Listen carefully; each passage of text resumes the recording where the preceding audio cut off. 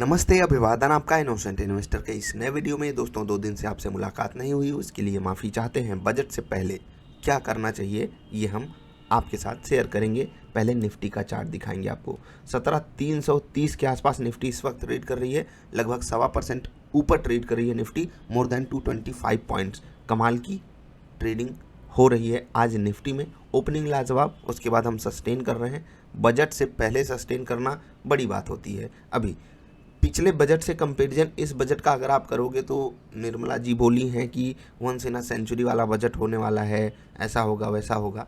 ठीक है, हर सरकार का हर मंत्री ऐसे ही लगभग बोलेगा, तो आपको उस पर फोकस नहीं करना है। दूसरा एंगल आता है उन लोगों का, उन एनालिस्ट्स का जो आपको आकर स्टॉक आइडियाज़ देते हैं बजट से रिलेटेड। मैं आपको 2 बातें बताऊंगा दोस्त कि निर्मला जी क्या बोलेंगी, वो निर्मला जी जानती हैं। कुछ एक्सपर्ट लोग जो उनके साथ मिल करके बजट बनाए होंगे, समझे होंगे, बूझे होंगे, वो लोग जानते हैं। हम आप सब सिर्फ प्रेडिक्शन कर सकते हैं, सिर्फ चीज़ों को समझ सकते हैं जिस तरीके से सरकार इशारा करती है। सरकार का इशारा किस तरफ है आप समझिए। सबसे पहला इशारा सरकार का है गजब की प्राइवेटाइजेशन करने की तरफ। ठीक है, मतलब सरकार चीज़ों को प्राइवेटाइज करेगी, रेवेन्यू वहाँ से जनरेट करेगी। दूसरा, तगड़े से टैक्स उसको कलेक्ट करना है।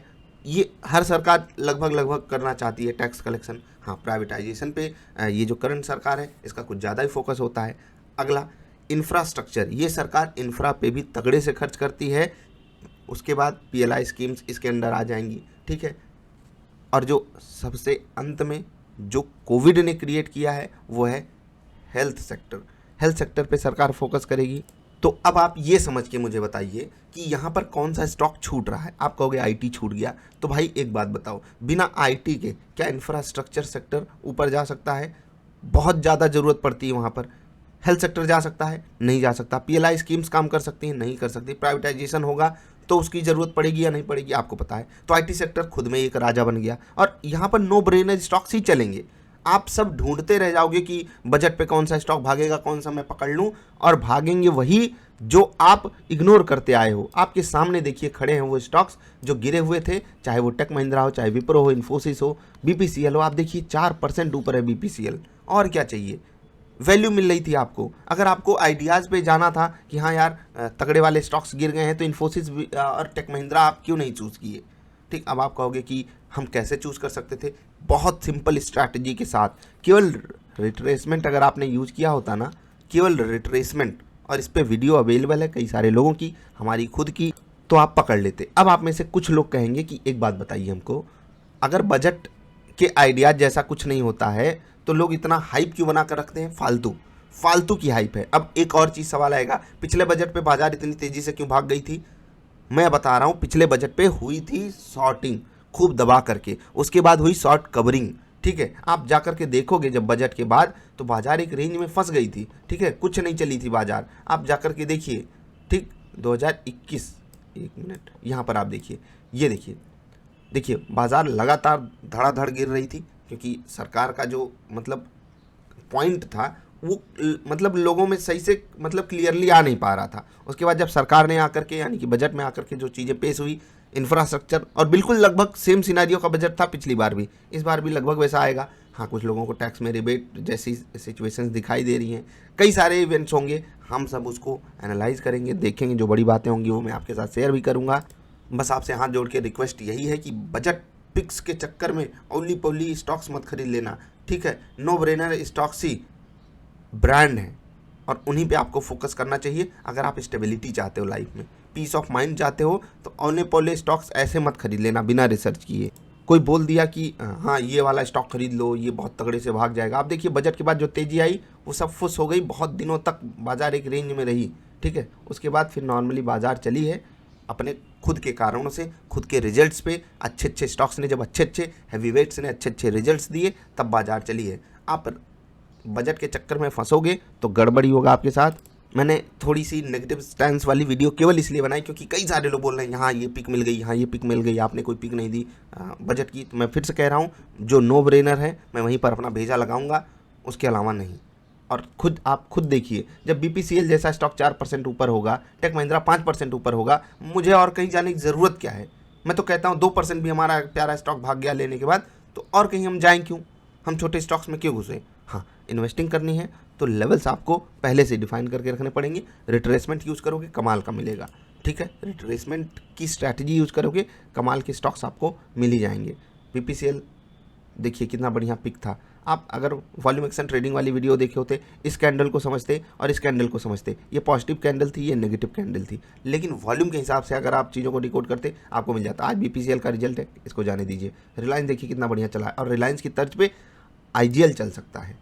अभी कह रहा हूँ 400 के आसपास ये ट्रेड कर रहा है, 400 क्लोज किया, 2-4 कैंडल्स अगर बन गई नॉर्मल बेसिस पे, तो छोटे स्टॉप लॉस के साथ आप ऐसे स्टॉक्स में ट्रेड लेकर जा सकते हो ना, ओवरनाइट होल्ड कर सकते हो। समझ गए? हाँ, वॉल्यूम अगर सपोर्टिव हो गया सोने पे सुहागा। हाँ, एक स्टॉक है जो मैं ये कह सकता हूँ कि मतलब क्या कहें, अब बजट पिक बोल दूंगा, आप लोग कहोगे बजट के बाद नहीं भागा। अगर ये स्टॉक कंडीशनल बाई है, 704 705 के ऊपर क्लोजिंग दे गया, मैं यहाँ पर पॉजिटिव साइड का ट्रेड लेने में मतलब हिचक नहीं करूँगा। और सिर्फ ये जो पिक है ये ट्रेडिंग पिक है, मैं कोई बजट पिक नहीं दे रहा हूँ आपको, ठीक। नो ब्रेनर्स पे रहिए, ज़्यादा बेटर रहेगा। ट्रेड कर रहे हो तो बजट से पहले हेज करके जाना पोजीशन, और अगर इन्वेस्टिंग कर रहे हो तो फिर से कह रहा हूँ ऑली पॉली स्टॉक खरीदोगे, ऑली पॉली कंडीशन हो जाएगी, याद रखना। मैं बिल्कुल ये मानने को नहीं तैयार हूँ कि बाजार बहुत तेज़ी से नहीं भाग सकती या बहुत तेज़ी से नहीं गिर सकती। भागने के चांसेस ही ज़्यादा लग रहे होंगे आप लोगों को, क्योंकि पिछले बजट की तरह इस बजट में भी बाजार ऊपर के लेवल से फिसली है बजट से पहले, समझ रहे हैं। तो चांसेस हाई हैं बाजार बहुत तेज़ी से ऊपर चली जाए, लेकिन सही स्टॉक्स में रहोगे तो वो भी चलेंगे भाई जब बाजार ऊपर जाएगी। हाँ, हो सकता है वो कम चले, लेकिन सुकून भी तो देंगे आपको। मेरा मोटो यही है, कम कमाओ गम मत कमाओ। बाकी स्टॉक स्पेसिफिक आपके लिए ढेर सारे आइडियाज़ अवेलेबल हैं, आप आराम से चूज़ कर सकते हो। वीडियोस आपके लिए अवेलेबल है मस्ट वॉच प्लेलिस्ट में, वहाँ पर देखिए स्ट्रैटेजी आपको मिल जाएगी। अब देखिए L&T इन्फोटेक जैसे स्टॉक्स 5.5% ऊपर हैं, जुबिलेंट फूड 5% ऊपर है, क्यों नहीं चूज़ करेंगे आप इन स्टॉक्स को। मिड सेलेक्ट में देखिए गोदरेज प्रॉपर्टीज़ चल गया, जील देखिए चला है, IDFC फर्स्ट बैंक बढ़िया सा है, पेज चल रहा है 2%। उसके बाद ठीक है, गिरावट कुछ खास नहीं है। बैंक आज अंडर परफॉर्म कर रहे हैं, कुछ हैवी वेट्स नहीं चल रहे हैं, जैसे कि कोटक महिंद्रा बैंक, ये 2% नीचे है, नहीं तो ये भी बढ़िया परफॉर्मेंस दिखाता। आपकी जो नज़र है ना वो गलत जगह पे टिकी हुई है। आपकी नज़र जो है ना वो मेकअप पे टिकी हुई है। इंटरनल ब्यूटी खोजो, इंटरनल ब्यूटी साफ सामने होती है हमारे, पर हम इग्नोर मारते हैं मेकअप वालों के चक्कर में। याद रखिएगा इस चीज़ को, इंटरनल ब्यूटी हमारे सामने होती है, मेकअप वालों के चक्कर में हम अवॉइड कर देते हैं उनको, और वही बाद में खिलते हैं फूल बन करके। और जिनका मेकअप उतरता है ना वो आपको अपनी असली औकात दिखा देते हैं। और बजट के चक्कर में अगर आपके पास ऐसी कोई कबाड़ कंपनी हो गई तो समझ लेना एक दिन में जब वो 5-7% गिर जाएगी तो तकलीफ़ आप ही को झेलनी पड़ेगी। याद रखिएगा इस चीज़ को, मैंने झेला यार, मैंने बहुत लोगों को फॉलो किया, बहुत बजट देखे हैं, बहुत बजट में स्टॉक्स खरीदा है, और ऑलमोस्ट नील केसेस में मुझे प्रॉफिट हुआ। पिछले बजट में देखिए कितना बढ़िया हम लोगों ने प्रेडिक्ट किया था कि भाई साहब दबा करके स्टॉक्स खरीदो, और कितना तेज़ी से भागा। मैंने कोई आपको पिक नहीं दी थी बजट के चक्कर में आप इसको खरीद लो उसको खरीद लो, बस हमने ये कहा था बाजार में खरीद के चलो। गिरावट में वॉल्यूम अलग लेवल का जा रहा है, वॉल्यूम हमारे फेवर में जा रहा है, हमें खरीदना चाहिए। और वीडियोस जाकर देख लेना, आपको पता चलेगा हम जो भी स्टॉक्स खरीदे वो सब चले हैं क्योंकि हमने क्वालिटी खरीदी। अब आप कहोगे क्वालिटी हमेशा तो सही नहीं मिलती, तो मिल तो रही थी जब आपको खरीदना था, और 5% बहुत होता है। थोड़ा इस एंगल से सोचो, ट्रेडिंग कर रहे हो तो अलग एंगल से सोचना पड़ेगा, इन्वेस्टिंग कर रहे हो अलग एंगल से सोचना पड़ेगा। ये वीडियो बहुत लोगों को बोरिंग लग सकती है, लेकिन जो लोग यहाँ तक आए हो आप सच में बाजार को जेन्युइन तरीके से डील करना चाहते हो, बाजार में जेन्युइन तरीके से पैसा कमाना चाहते हो, और इसके लिए आपके पास पेशेंस होना चाहिए, प्लस एक माइंडसेट होना चाहिए कि मैं कम कमाऊँगा, गम नहीं कमाऊँगा।